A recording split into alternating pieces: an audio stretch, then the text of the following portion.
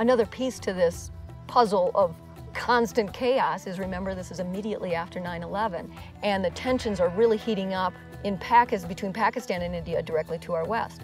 3 riots broke out along the route I'm on. And it's not as if you can take a detour, because there's one road from Calcutta to Bombay.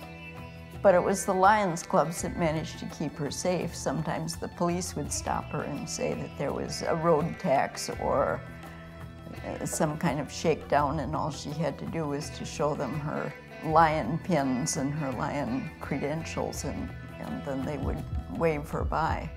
I made it to the middle of India, and I looked at myself in a mirror for the first time in months, and I hardly recognized myself. The weight had just plummeted off. I heard tears on the other end of the phone and said, "Hello?" It was Polly.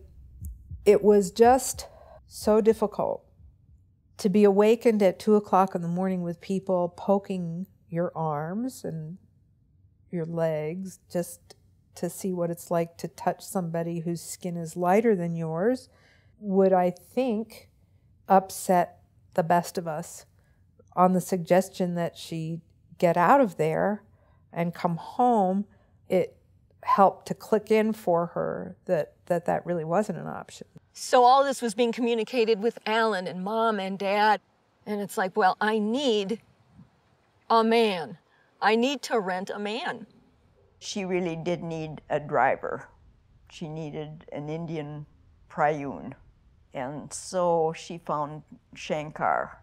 Having Shankar with me was a godsend. So one day Shankar drives up next to me and he says, "I'm going to be right back. I'm going to fill the car with petrol." And I remember so clearly, as he veered around the corner, a truck is coming the other way. The truck hits one of the cows that's roaming in the road, and the cow comes flying right towards me, lands maybe 50, 100 yards ahead of me, bounces on the tar, and it's dead. And the people of the village come swarming. The Hindus, of course, where the cow is holy, start weeping and grieving over the cow.